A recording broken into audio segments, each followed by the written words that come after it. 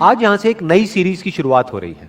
हम क्या करने वाले हैं कि अलग अलग फील्ड्स में अलग अलग लोगों ने जो भी कुछ एक्स्ट्रा ऑर्डिनरी अचीव किया है, उनकी कुछ कोटेशंस हैं। उन कोटेशंस के थ्रू हम उनकी थॉट प्रोसेस को समझने की कोशिश करेंगे कि वो किस तरीके से सोचते थे, ऐसा क्या था उनकी सोच में जिसकी वजह से वो कुछ एक्स्ट्रा ऑर्डिनरी अचीव कर पाए। तो आज शुरुआत होने वाली है एल्बर्ट आइंस्टाइन से। लेकिन अगर आप लोग जो मुझे अभी वीडियो में देख रहे हैं, आप चाहते हैं कि कोई पर्टिकुलर पर्सन है जिनकी कोटेशंस की हम डेप्थ में जाएं और उनकी थॉट प्रोसेस को समझने की कोशिश करें, तो आप नीचे कमेंट सेक्शन में बता सकते हैं और मेरे आने वाले सेशंस में मैं एक एक करके उनको कवर करता चला जाऊंगा। तो जो पहली कोटेशन है एल्बर्ट आइंस्टाइन की, वो है everybody is a genius, but if you जज a fish by its ability to climb a tree, it will live its whole life believing that it is stupid. बड़ी पावरफुल स्टेटमेंट है ये, इसको ध्यान से समझने की कोशिश करते हैं कि अगर कोई और उस फिश को जज करे तो कोई प्रॉब्लम नहीं है, तो इसका मतलब वो बेवकूफ है। यानी कि अगर दुनिया आपको जज करे तो कोई प्रॉब्लम नहीं है, इसका मतलब दुनिया बेवकूफ है। बट अगर वो मछली खुद अपने आप को जज करने लग जाए इस बेस पे कि देखो मैं पेड़ पर नहीं चढ़ सकती तो मैं बेवकूफ हूं, तो वो बेवकूफ है। हर एक की कोई ना कोई एबिलिटी होती है। जैसे सचिन तेंदुलकर है, उनकी अपनी एक एबिलिटी है। एल्बर्ट आइंस्टाइन है, उनकी अपनी एक एबिलिटी है। अगर एल्बर्ट आइंस्टाइन को बैट दे दिया जाए तो वो कैसे लगेंगे? लोग हंसेंगे। या अकाउंट्स में डाल दिया जाता तो क्या होता? जबरदस्ती उनको चार्टर्ड अकाउंटेंट बना दिया जाता तो क्या होता? क्या वो कभी भी ऐसा कुछ अचीव कर पाते जो उन्होंने अचीव किया? No doubt he was a genius. But वो जीनियस क्यों थे? क्योंकि उन्होंने वही किया जो उनकी नेचुरल इंक्लिनेशन थी। जैसे कि एक मछली है, अगर उसको बोला जाए कि पानी में तैरो, तो वो पानी में बहुत तरीके से तैर सकती है। ऐसा कुछ कर सकती है कि जो देखने वाले हैं दे विल बी मेस्मराइज्ड। वो कहेंगे कि यार ये कैसे हो सकता है। जिसको पानी के अंदर तैरना नहीं आता है और वो उसको देखेगा मछली को, तो वो क्या कहेगा? ये मछली जीनियस है। तो इस तरह से पहले हमको समझना पड़ेगा कि हमारा पर्सनालिटी टाइप क्या है, और जब हम अच्छे तरीके से समझ जाएंगे और फिर एक्ट करेंगे, then sky is the limit. फिर सबके अंदर एक जीनियस है, फिर सब जीनियस है। Next quote is education is not the learning of facts but the training of the mind to think. क्यों कहा जा रहा है ये? देखो क्या कमाल की बात इन्होंने कही है। बल्कि जिस वक्त इन्होंने कही थी उस वक्त कंप्यूटर्स इतने ज्यादा डेवलप नहीं हुए थे, इंटरनेट इतना ज्यादा पेनिट्रेट नहीं हुआ था, फिर भी वो देख पा रहे थे कि फ्यूचर में क्या होने वाला है। उसके बेस पर ये स्टेटमेंट उन्होंने दी है। क्यों एजुकेशन में लर्निंग ऑफ फैक्ट्स इंपॉर्टेंट नहीं है? क्योंकि आज की डेट में अगर बात करी जाए तो जो फैक्ट्स हैं या जो नॉलेज है वो तो एक क्लिक ऑफ बटन पे अवेलेबल है।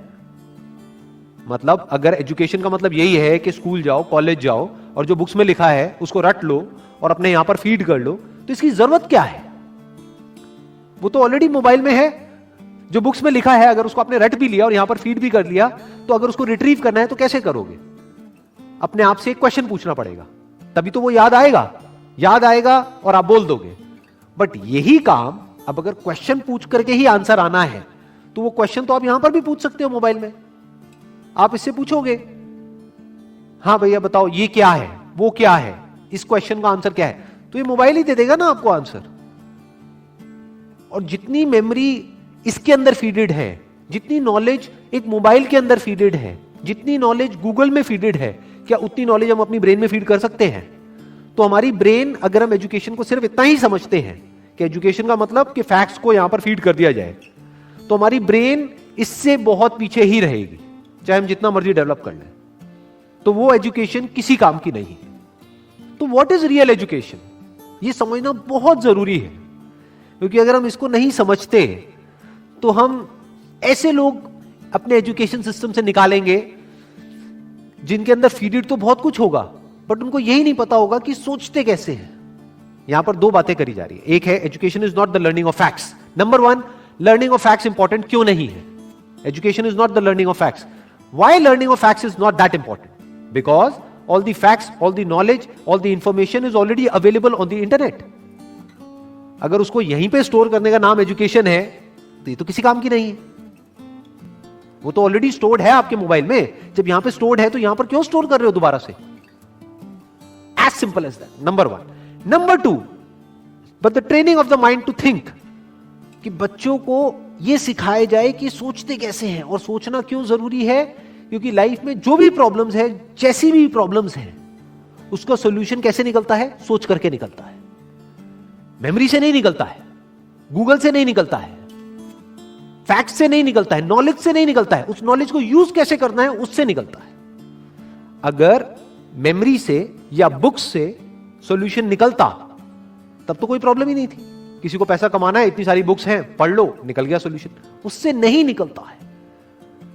इंफॉर्मेशन से सॉल्यूशन नहीं निकलता है, उस इंफॉर्मेशन को यूज किस तरीके से करना है उससे सॉल्यूशन निकलता है। जिस सवाल का जवाब गूगल नहीं दे सकता है, उस सवाल का जवाब अगर आप दे सको, सोच करके उस प्रॉब्लम का भी सॉल्यूशन निकाल सको जो गूगल नहीं निकाल सकता है, तो कहेंगे कि आप इंटेलिजेंट हो। यह इंटेलिजेंस डेवलप करने का काम होना चाहिए एजुकेशन सिस्टम का। This is real education. Next quote is, the true sign of intelligence is not knowledge but imagination. Knowledge के बेस पे जो पास्ट में हो चुका है उसको हम रिपीट तो कर सकते हैं, लेकिन कुछ भी नया क्रिएट नहीं कर सकते जब तक कि इमेजिनेशन ना हो। यानी पहले हम कुछ इमेजिन करें, फिर नॉलेज को यूज करें तो ठीक है, बट अगर सिर्फ नॉलेज के बेस पर हम सोचें कि कुछ भी नया डिस्कवर हो सकता है, इम्पॉसिबल। नॉलेज के बेस पर हम गोल गोल गोल गोल एक पैटर्न में घूम सकते हैं कि जो हो चुका है उसको रिपीट कर सकते हैं। फॉर एग्जाम्पल, यहां पर एक बल्ब है, तो इस बल्ब को बनाने की एक नॉलेज है हमारे पास में, तो उस नॉलेज से क्या हो सकता है? और बल्ब्स बन सकते हैं, एक फैक्ट्री बन सकती है, उस फैक्ट्री में और बल्ब्स को प्रोड्यूस किया जा सकता है। और एक ऐसा भी टाइम था जब कोई बल्ब नहीं था, देयर वाज नो बल्ब। तो बल्ब कहां से आया? क्या नॉलेज से आया? जो भी ह्यूमैनिटी की नॉलेज थी हजारों साल की, क्या वहां से आया वो बल्ब? बल्ब कहां से आया? इमेजिनेशन से आया। किसी ना किसी ने सोचा, यानी वो बल्ब कहीं नहीं था, किसी बुक में नहीं था, इस दुनिया में नहीं था, कहीं नहीं था, किसी के माइंड में था। उसने सोचा कि अच्छा ऐसा भी कुछ हो सकता है और उसके ऊपर काम करना शुरू कर दिया। तो क्या हुआ? वो इमेजिनेशन रियलिटी बन गई। इनफैक्ट अगर हम अपने आसपास में देखें, इस दुनिया में कुछ भी, एक सुई से लेकर के एक एरोप्लेन तक, सब कुछ आज रियलिटी है। आज वो नॉलेज के फ्रेमवर्क में है। आज हमारे पास में नॉलेज है कि सुई कैसे बनानी है, एरोप्लेन कैसे बनाना है। We have knowledge of producing it, we have knowledge of running it, we have knowledge of creating it. But एक टाइम पे वो सब क्या था? वो इमेजिनेशन था, सब इमेजिनेशन था। जब इमेजिनेशन रियलिटी में कन्वर्ट हो जाती है तो वो नॉलेज हो जाती है, फिर उसको रिपीट किया जा सकता है। तो दैट इज कन्वीनियंट, बट वहां पर कुछ भी नया डिस्कवर नहीं हो सकता है। कुछ भी नया डिस्कवर करना है तो यू नीड इमेजिनेशन।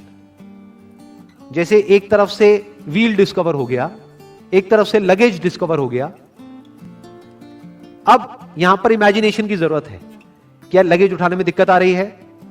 व्हील है, व्हील लेकिन बड़ा है, तो अगर इस व्हील को छोटा कर दिया जाए और उस लगेज के नीचे फिट कर दिया जाए तो क्या होगा? ये इमेजिनेशन है। This is the difference between imagination and reality. यानी कि अगर इसको हम अपनी लाइफ से रिलेट करें तो जो भी हमारी जो करंट सिचुएशन है या जो भी कुछ आज तक हमारे साथ में हुआ है, वो सब क्या है? नॉलेज है, फैक्ट्स है। हो सकता है वो फैक्ट्स या जो हमारी रियलिटी है वो ये कह रही है कि हम लाइफ में कुछ कर ही नहीं सकते, बट इमेजिनेशन यहां पर क्या कर सकती है? इमेजिनेशन यहां पर अगर हमारे अंदर है तो हम इमेजिन कर सकते हैं कि फ्यूचर में इस रियलिटी को बदला जा सकता है। हम अपने लिए एक नया फ्यूचर इमेजिन कर सकते हैं based upon the resources that we have, based upon the knowledge that we have. उस नॉलेज को, उस इंफॉर्मेशन को, उन रिसोर्सेज को यूज करके हम अपनी इमेजिनेशन को सच कर सकते हैं। तो इसलिए कहा जा रहा है कि इमेजिनेशन इज रियल इंटेलिजेंस, क्योंकि नॉलेज को तो एक रोबोट भी रिपीट कर सकता है। तो रोबोट को हम आर्टिफिशियल इंटेलिजेंस तो कह सकते हैं, रियल इंटेलिजेंस नहीं कह सकते। यानी कि कोई प्रोडक्ट है वो बनाना है, तो वो तो मशीन्स भी क्रिएट कर सकती है और करती ही है।